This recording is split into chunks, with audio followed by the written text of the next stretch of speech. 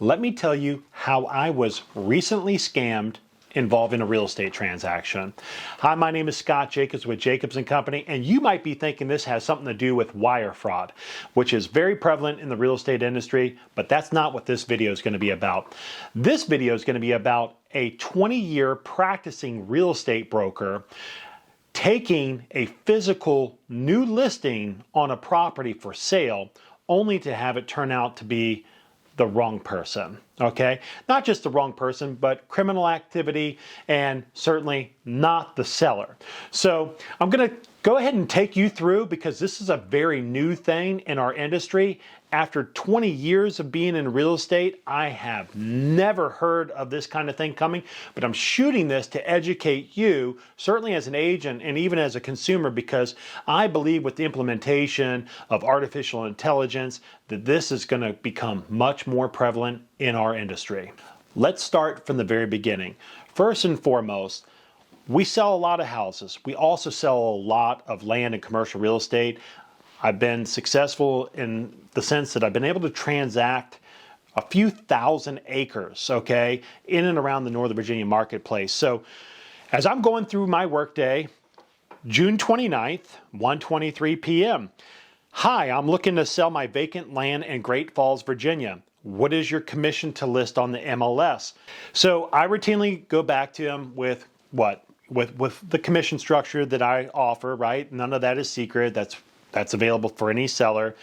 And he, of course, says, I was hoping, like any seller, right? In a seller's market, commission compression is a real thing. So, he's trying to grind me down on the commission. Certainly, I wouldn't think that that's a surprise from any other seller, right? Very normal stuff. And then, of course, he gives me all of his best contact information. Of course, I ask him what the property address is. He's quick to respond to that. And he also follows up. He's done some homework, right? And he says, I'm looking at, between 700,000 and 790,000. So Great Falls, Virginia is one of the most affluent marketplaces in all of Northern Virginia. These are where, you got everything from 2 to probably $20-30 million homes, right? It is probably the most expensive place to build in the Northern Virginia marketplace. So as you can imagine, I was very excited to have an opportunity to physically get these listings, right? Earn a commission on a $700,000 to $800,000 piece of land. That's every real estate broker and agent's dream, right? So very astute seller. All right. So he's looking to sell. He's done his homework, and he says, I'm looking to get between 700 and 790,000. It was a 1.7 acre parcel. And he says, I don't want the property to stay on the market a long time, right? I says, I want to set a price that's really going to get it to move. No problem. So we go through our typical dialogue, and he gives me his email address, and he gives me updated, information about the property. And it goes on to say, look, I'm preparing the listing agreement as we normally would, guys, right? I'm preparing the listing agreement for him, and certainly want to recognize his wife in the transaction. I asked him, I said, is your wife's on the property? He says, yes, she'll need to sign too. So look, we didn't do anything different than we would normally do. We do our homework, right? We make sure that the numbers that he's looking for is something that we think the market would bear. We actually land on an effective list price of $750,000. He's happy with that. He's happy with the commission structure. So what happens next, right? We go ahead and send out the listing agreement for signature. So full disclosure, we haven't met face to face yet. But look, in the world we live in, think about how many transactions that are done, from people that are overseas or, just out of state, right? We live in a very transient area here in Northern Virginia with a lot of military and government or quasi-government and now tech moving in and out of this area, often. So it's not abnormal that I get, somebody to call, get an email, get a text, Facebook message saying, hey, Scott, I heard good things about you, would like you to represent me on the sale and or to purchase a transaction. So I did actually have multiple conversations with this individual also. So this wasn't just limited to text messaging. So I digress. We actually sent out the listing paperwork, right? Everything was signed. not only by the husband, but also by the wife too. And what? We do what we do, right? We effectively market the property. The property went on to the multiple listing database and then at some point filtered out to every real estate related marketing channel imaginable. You know, look, this took a couple weeks. The market is slowing a little bit, so average days of market for something like this might be 2 to 3 weeks. We're about 2 weeks in, and look, the guy's checking in with me. I'm checking in with him. He's my seller, right? I have an obligation to just report my findings to him. Look, I'm getting this kind of activity. You know, people are saying these things about the property. Everything is as you would normally have it involved in a real estate transaction like this. But I don't know about you. One of the most important things I think that we fail to, oftentimes consider is that gut instinct, right? Something about this was just out of place. Maybe it was just a little bit later in the evening for an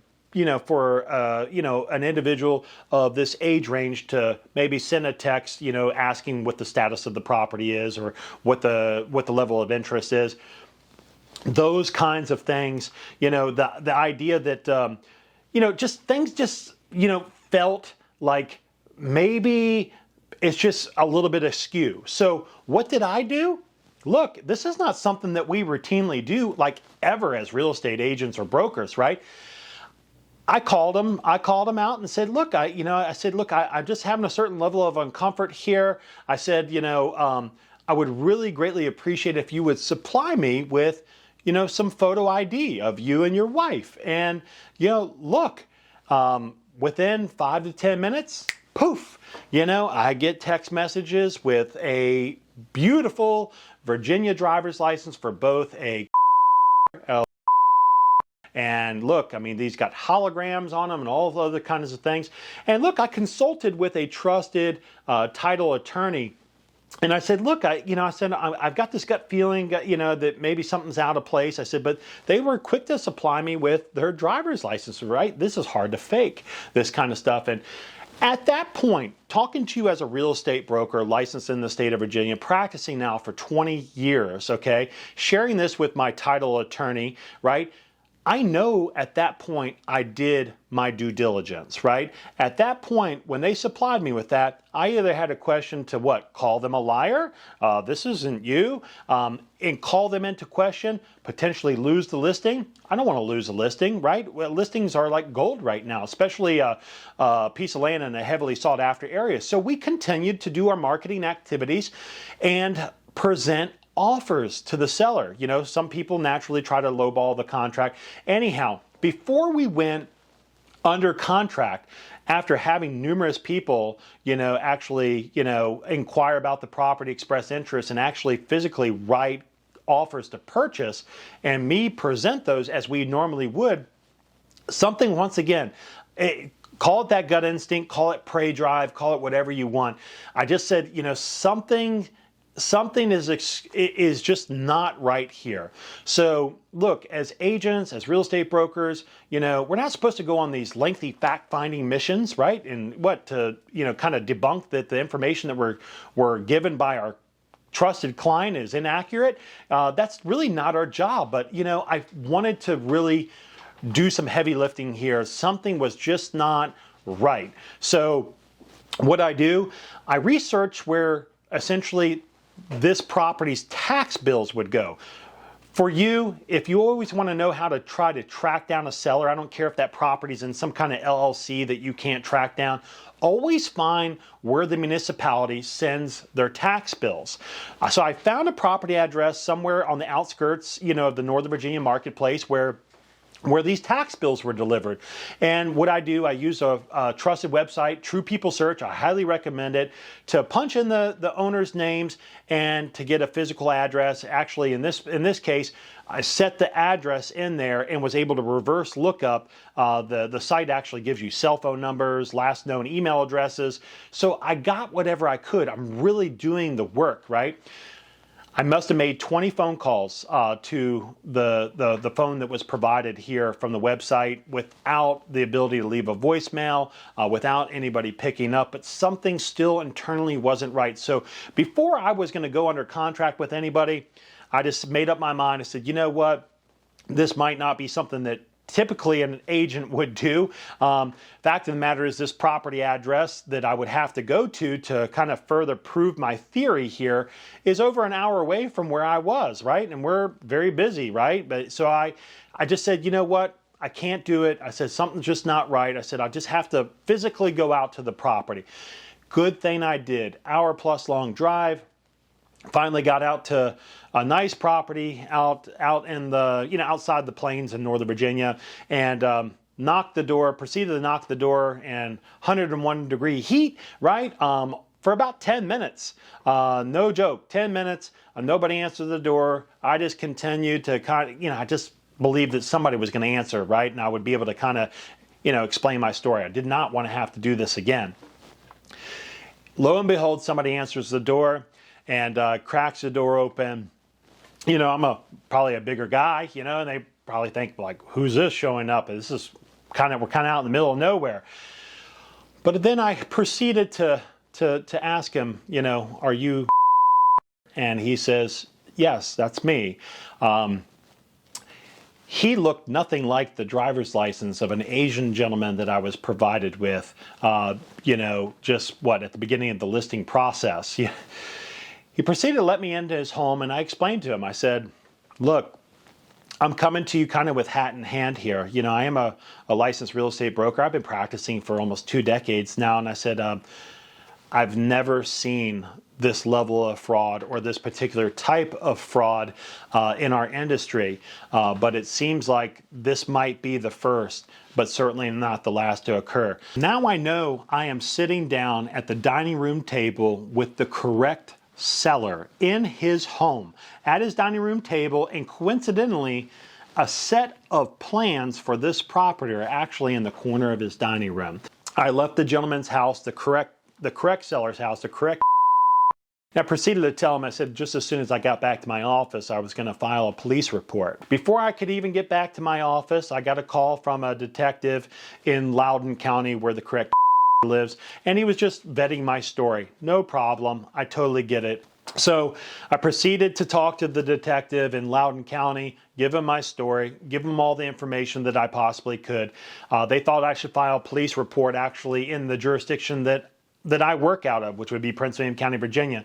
That wasn't correct. I actually had to file a police report also in Fairfax County, Virginia, where the crime was actually committed for that particular property. But look, this is just in an effort to educate you that, look, yes, cyber crimes are very prevalent. This is a new one. And look, we as agents, we as real estate brokers, practitioners should always remain vigilant. Our time is valuable, right? I can't tell you, how much time I've already spent in this. I'll never get that time back. Certainly I won't be financially compensated for it. So hopefully by shooting this and you watching this, I will save you a lot of time, energy, effort, and hopefully heartbreak also. So whatever happened to the person that tried to commit fraud, right? This is interesting. You wouldn't believe this, but upon leaving the driveway of the correct seller, I got the following text message. Friday, 11:40 a.m. Hi, Scott. I mentioned earlier we are non-local right now. We are in Georgia. You can always call me or send me text updates or developments regarding a sale. My response, I just finalized a meeting in a face-to-face with the real physical owner of these lots, right? As I will be immediately removing these listings from the market and filing a police report. Thanks for wasting my time, as I will be on a mission now to train other agents in my local market in an effort to prevent fraud from people such as yourself. I never got a response. Obviously, the communication went absolutely cold, but look, I am on a mission to educate, right? Because I don't need anybody else in my office, in your office, right? Wasting time, energy, and effort, right? Taking time away from their families, their loved ones, the things that you want to do, only to chase, something that really doesn't exist. If you have any questions regarding any portion of this, as always, feel free to give me a call, 703 area code 346-5855. Love to tell you more about this story and maybe hear your story as well. Thank you so much.